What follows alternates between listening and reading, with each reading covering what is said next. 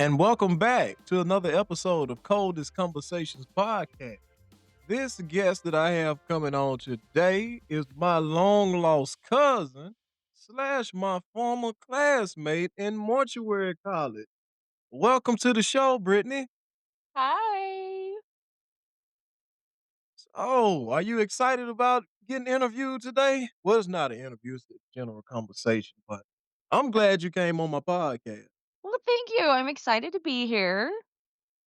All right. So, why don't you tell everybody a little bit about yourself and what inspired you to get into the funeral profession? Okay, well, let's see. I am a full-time wife and mom, and kind of just a part-time funeral director and embalmer right now.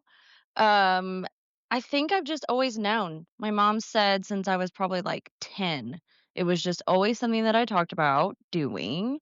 And I just kind of never really wanted to do anything else.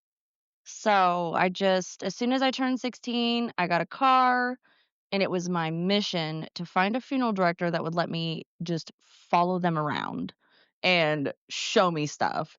And I did that. I found one, and he was phenomenal, and I will be so grateful for him forever. But yeah, it's always what I wanted to do. Amazing. Okay. So, was there a specific moment or a specific service that made you say, this is truly my call? I don't know. I would have to say my first mentor that I mentioned, Troy, he just let me be a part of it all. He let me see everything, do everything. He never made me feel like I was a burden to him to just be following him around and, watching. And so I think just him having so much patience and willingness to teach me when I was a kid, mind you, I was like a teenager. Um, I think he really just helped me to understand that, like, yes, okay, I've seen the things, I've smelled the smells, I can do this. And I think that was just kind of like an aha moment of, yeah, this is what I want to do. That's amazing. Okay. And how many years would you say you've been in the funeral profession? Well, let's see. Okay, so I started off in 2002. So it's been about 23 years off and on, longer than you have been alive. But as far as, like, in the funeral home, it's 8 solid years. 8 solid years. 8 years. 8 solid years, yes. 8 years. And, as far as, like, roles that I've had in the funeral home, I've had every role. I've been a funeral assistant, office assistant, housekeeping, Yeah. vehicle upkeep, apprentice, and now I'm a licensed funeral director and embalmer. So, oh, That's and right. can't forget, I've also been the family being taken care of after my dad passed away last year. So I've seen and been in all parts of it. Great. That's great. And you say you've been in industry longer than I've been alive. I think that's kind of a personal attack. What year did you actually get into the funeral industry? 2002. 2002, so 3 years before I was born. Yeah, well, you're kinda right there. Okay. Yeah. You're kinda right. Okay. Okay. Alright, let's move on. Um, let me see. How do you balance your work life with funeral home? Oh Oh, let's god. see. How do I balance my work life? I don't know. I mean, I just kind of do it. Like, I don't know. Well, I only really work like part-time right now. Mhm. In the evenings, some weekends, I'll do funeral services and stuff during the day or whatever, but I mean, it's really not hard. Like, because I enjoy my job, so it's not really something that I need to focus on balancing. I think Right. it just is who I am, and I just do it, and it's wonderful. Like, the balance is perfect how it is. Okay. So, what piece of advice would you give to somebody that's just now entering the funeral industry? Oh, what advice? Let's see. Don't let chemistry 2 knock you down. Um, fight through the pain, cry if you have to, but never give up, and screaming helps. Oh, So yeah. Oh, yeah. that's about the only advice I could give somebody. Mortuary school is actually really hard, and, I did it in 14 months. I took so many classes every quarter that I just was like, Oh, yeah. "I have to get through this. The school's the only thing standing in my way." So, I did it. That's right. I screamed a lot and I cried often, but I made it, so Oh, yeah. We vented about it just about every other day. I know, yes. Okay. Um, so what's your area of expertise, if I might ask, in the funeral industry? Is it restorative art, embalming, funeral directing, counseling? What's your area of expertise? I would say embalming is my first love. That is I feel most home in the prep room. Um, but I really found a love for the restorative art side, and I'm hoping to expand on that. Whenever we did our restorative art heads, for RA3, I loved it. It was the most frustrating and magical time ever because I made an entire face out of a bucket of wax, and I loved it. I loved every part of it. So, I think, embalming for sure, but I think I really wanna, like, work on, the restorative art side Mhm. and, better myself in that department. Okay, great answer. So, where do you see yourself in the next 5 years in this profession? Right where I am right now. I don't know. I mean, I love my job, and everybody that I work with, it's nice to be able to, like, want to go to work and to enjoy going to work. I mean, I love what I do right now. And I told my boss, like, I don't wanna work full time. That sounds awful. So just doing what I'm doing now. But I'm also able now that I'm licensed, I can help my other friends that own funeral homes if they need to leave. I already like got my license and the next week I was, being the Mhm. funeral director for a friend's funeral home while he was in Mexico. So, I mean, it's nice to have that freedom to like have my job and then, float around and do, fill in for my other friends too. Right. And what legacy do you wanna leave in the funeral industry? As far as legacy goes, I would have to say, well, I'm old, so never feel like you're too old to follow your dream. My family has been able to watch me go to school, graduate in 14 months, like I said. So, I mean, it was like fast and furious, but it was because I put my all into it and I had a goal that I needed to achieve. And I just want, chasing your dreams to be a legacy that I leave behind, you know? You're never too old to start over, start fresh, do what you wanna do. Great. And I want you to tell me a moment in your funeral career when you learned a valuable or a tough lesson. Um, let me think about that. Well, I can't really think of a specific moment because I have had many tough lessons. Um, but I will say I live by the thought of never be unteachable because, there's always something new to learn or a new way to do something that someone else is showing me, and you have to be open to that. You have to be able to be like, "Oh, okay, I hadn't thought about that approach. I'm gonna try that." And you know what? Sometimes it just works way better than how you'd been doing it. So, I would say just never be unteachable, um, 'cause an attitude of knowing it all will get you humbled very fast. Correct. Um,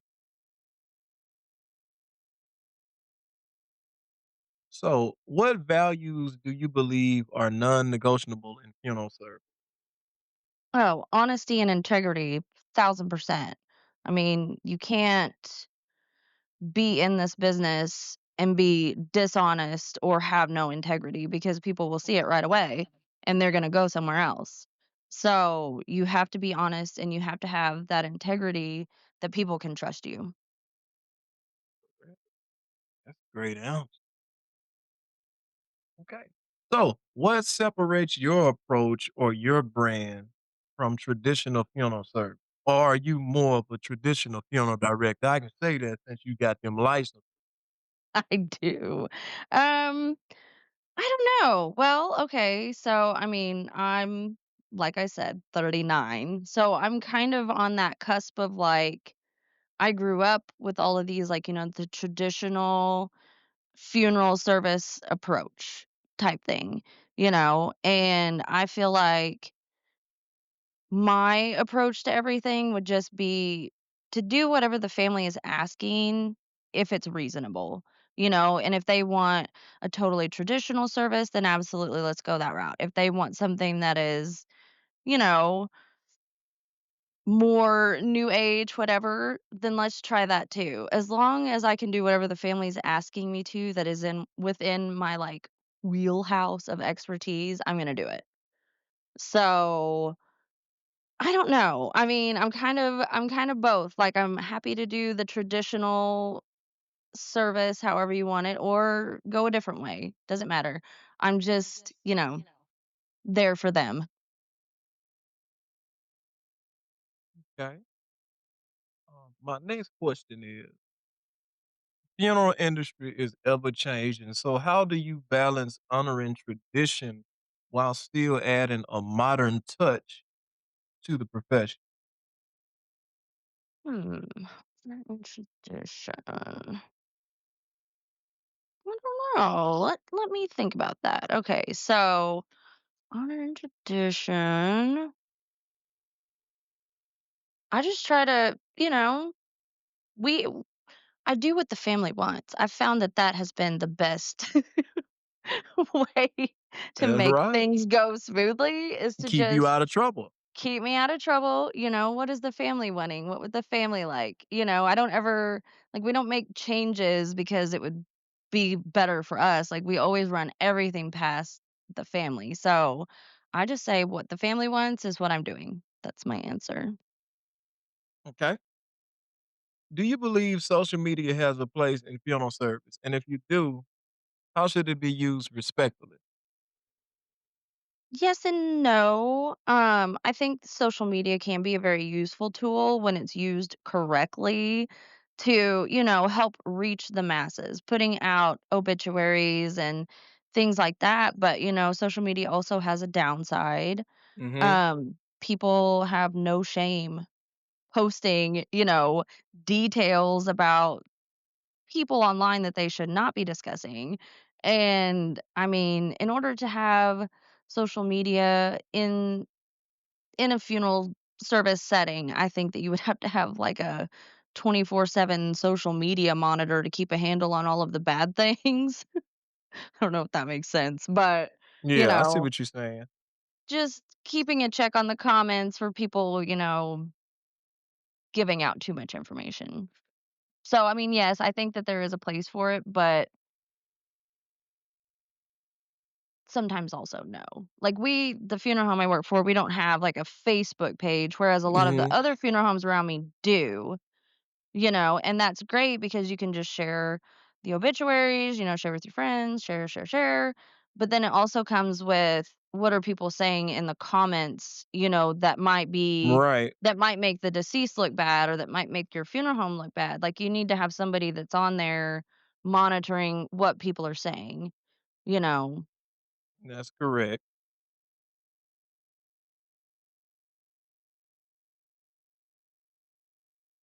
So, since you're in a funeral director role now, how do you Okay. handle emotional families and maintain professionalism when you're under pressure?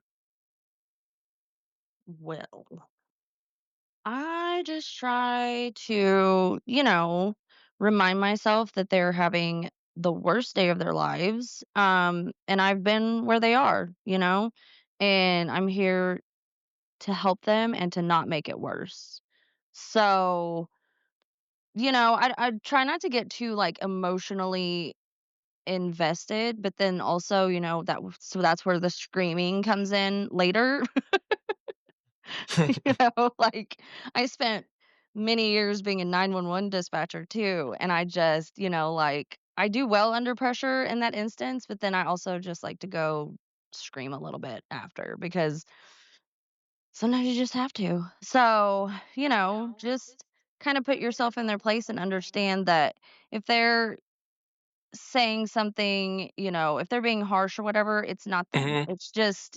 It's their grief and it's fine. And you're there to help them. And if you're there to take the brunt of, their bad day, then do that. So, you know, put yourself in their shoes. That's correct. What's one thing you believe funeral homes need to do differently to better serve families today? I noticed that a lot of funeral homes are stuck in tradition, and when they don't move with time, their clientele kind of stays the same. It doesn't grow. Right. No. And I mean, I think it kind of comes down to the type of funeral home, that we're speaking about. Like, I've only ever worked in family-owned funeral homes, and I feel like the family-owned funeral homes do things the way they should be done. They make the families feel like they're seen and they're cared for, and, like, the corporate-owned funeral homes, to me, this is just my opinion, don't come for me here, but, they're just in it for the need and not the person. But I could be totally wrong. I don't know. They just seem so, like, kind of cold and generic as opposed to, like, the family-owned funeral homes that I work for. So, 6 of my, industry years have been at the same funeral home, and it's like, I just base everything off of how we do it, I guess. Right. Because it seems like we've been doing it right. I mean, That's right. the funeral home I work for wouldn't be on its 4th generation of the family if they weren't doing things correctly, like, they're known for their kindness and the quality of work that they do, and I think that that's what matters, you're looking for a funeral home that does quality work, does, professional services and all of that stuff, and that's what, I think you need to be bendable to new trends as well. Right. So, I think that, in the last couple of years at my funeral home, like, we've been, kind of going towards a new modern upgrade here or there, and I like it. But it's not all at once, and it's not just, families don't come to the funeral home like they do like a self-checkout. Like, Right. they're there for us to kinda tell them what they need to do, and we go off that, so, as long as you're serving the families, you're doing what needs to be done. That's correct. So my next question is, how do you feel the funeral industry can better connect with young funeral professionals? Well, let's see, that's kind of a loaded question. Mhm. Um, I mean, honestly, the more tech savvy a funeral home can be, probably the better because, the younger generation is all online and computers and, like, we literally just stopped using a typewriter, like, last year for some of the stuff that we do. When I would train the new kids who were like, 19, they're like, I've never used a typewriter before. So, I think in order to connect with the younger generation, like we do need to like bring it more up to their standards too. But there's nothing wrong with doing it the old way.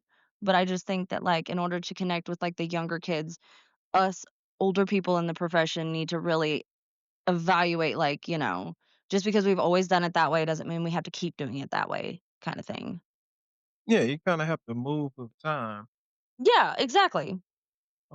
What changes have you noticed in families' expectations for services within the last few years? Have they stayed traditional or have they went to a more modern approach?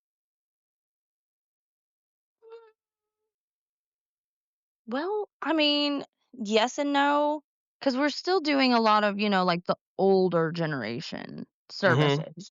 And a lot of them, the people that were born in the 30s and the 40s, their families are expecting a traditional funeral service. Whereas, like the younger people that we've had pass away, their families want more of a like an interactive, they've got the videos and they've got the, all of Yeah. that kind of stuff. And I will say the best thing I've noticed the last few years is that we've been able to incorporate, like what people enjoy. So we'll set up tables and have the family bring in, childhood pictures or just like the Personalization. personalization, their favorite things, their trophies that they were proud of or their awards and, just kind of have that up too. Whereas, 20 years ago, we didn't really do that. It was more of just, no, it's traditional, that would be non-traditional, we're not doing that. But Mhm. now it's more like we'll set out tables, people will have all of their, things that they were proud of on Right. display, and I love that. I just think that that's so great. Like, I really think that, like, the innovation of the memorial video has kind of, like, changed the way things go because we used to Yeah. also never do that either, and now it's like, you expect that. Where's the video? Right. When I wanna see the video, You go and to other then services. See, they're yeah, not doing yeah. that. So, I like that. Okay. So, what do you think families value more, price, service, or expectation? I think expectation. I mean, if they were expecting something and their expectations were met, they're gonna Mhm. be happy. I mean, they're gonna get what they wanted out of it, what their loved one would have wanted out of it, and Right. I think and it's also important to manage expectations. Like if you're not up to the task of doing what the family is requesting, you need to figure out fast how you can meet their expectation. Or if need to tell them, hey, look, I can't, that's not going to be possible for me. Okay. That's good stuff. Do you feel like the industry is more business driven now, or is it still rooted deeply in ministry? Hmm. I don't know. I mean, it is a business, yes. That's right. But, I'm out here in Oklahoma, so every funeral is a ministry kind of thing. Right. That's what if it's at a church, you're getting a message. Yeah. So, I think it's kind of like a good blend of both. Okay. Um, so these are just open ended questions. My next question is, what qualities make a funeral home stand out in a market that's saturated? Hmm, that is a good question. Um, Brain right opener. I know. I was seeing like I'm not really sure because, like I said, where I live, there's one funeral home in town and I work at it. And Uh-huh. then there's when we serve a lot of the other little towns around us. And then, the next funeral homes are one's 20 miles in one direction and one's 20 miles in the other direction, Mhm.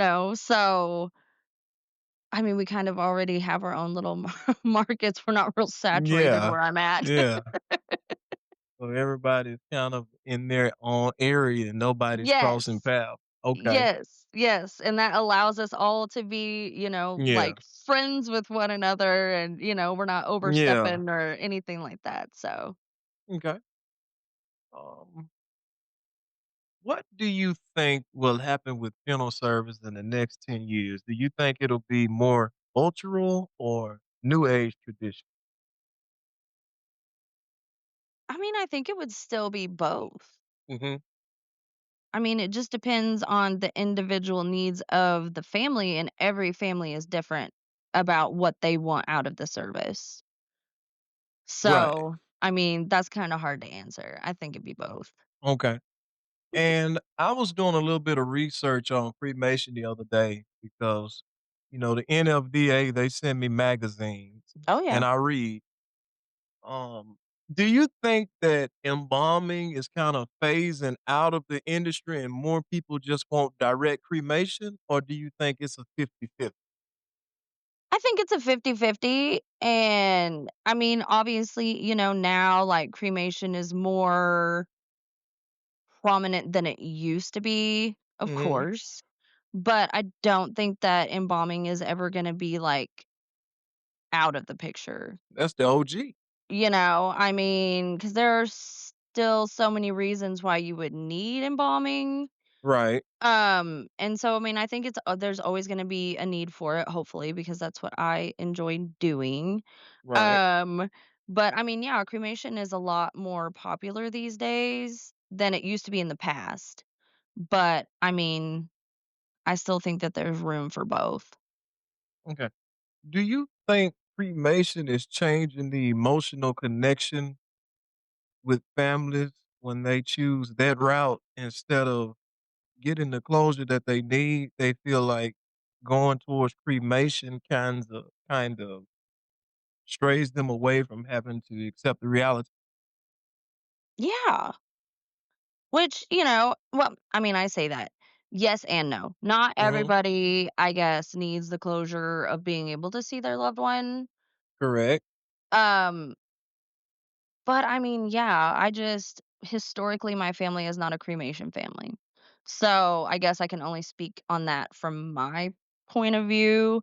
Um, but I think a lot of it has to do with cost as well. A lot of people are not able to save up as much as they used to in the past. So when it comes time for a funeral, cremation is obviously the cheaper option. So, yeah. Right. Okay.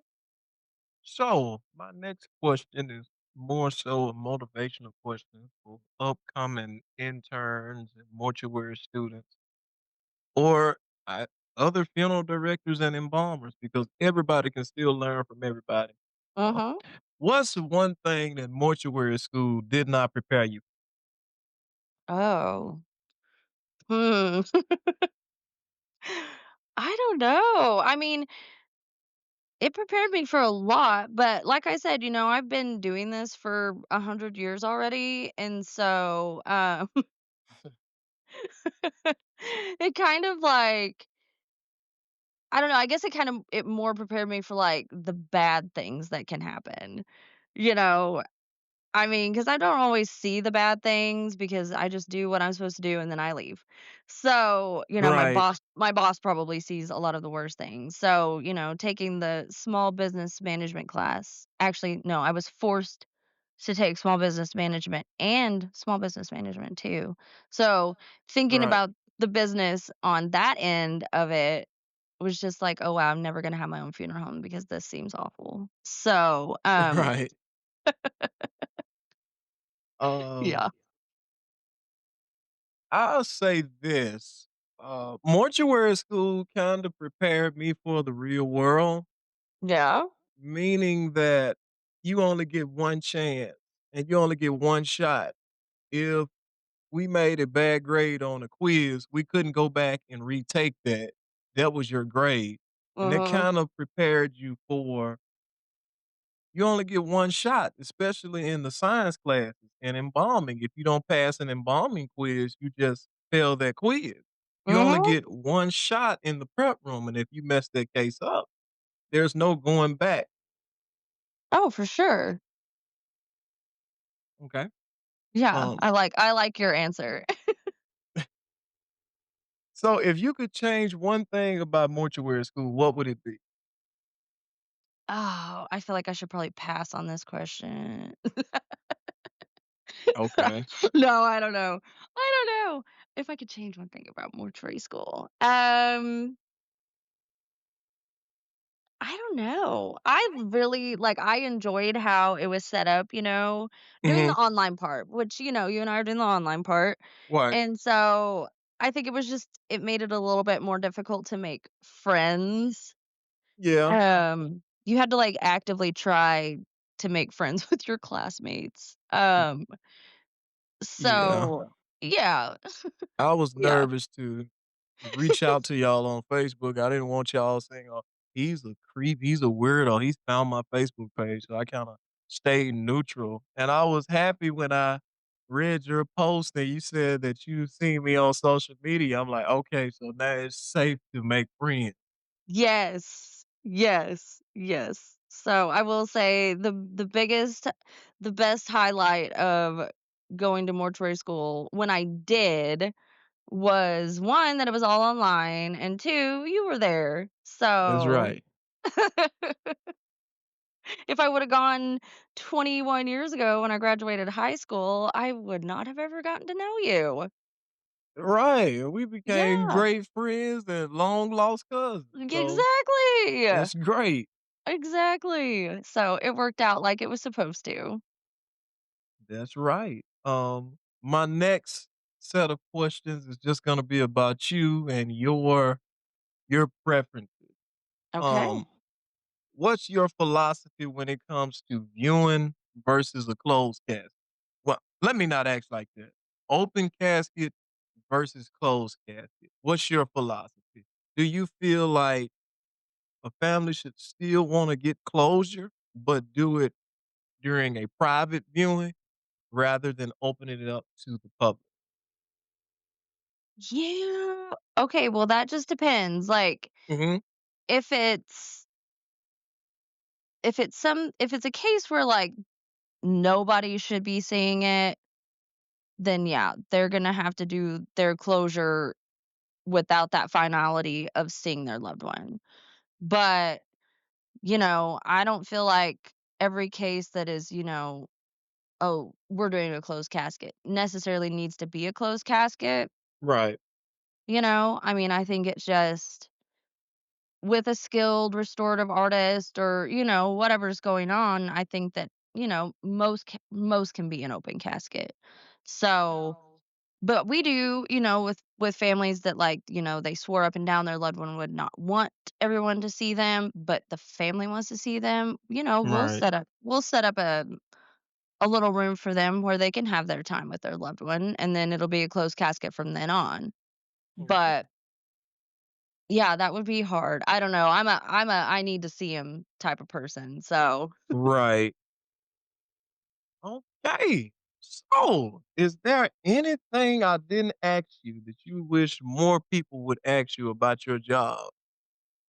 oh, wow. No, I think I'm good. Okay. So, there any more advice you want to give out to the young and upcoming generation or just anything else you want to share or No, just scream. It helps. Don't scream at people. Find a quiet place to scream by yourself. Yeah. But that's Well, pretty much it. I enjoyed you for coming on, sharing your story, and just having general conversation with me. Yes, sir. Sorry we had to move time up, but I love some No. good church, and I got to be Hey, at a program at 2:30. get to it. So, I appreciate you for coming. I Yeah, not a enjoyed problem. the conversation. I can't wait to hear it playing in my headphones while I'm doing some work. Right? Yay. All right. So, with that being said, we're going to go ahead and wrap this up. All And right. thank you. Thanks, E. All right. Bye.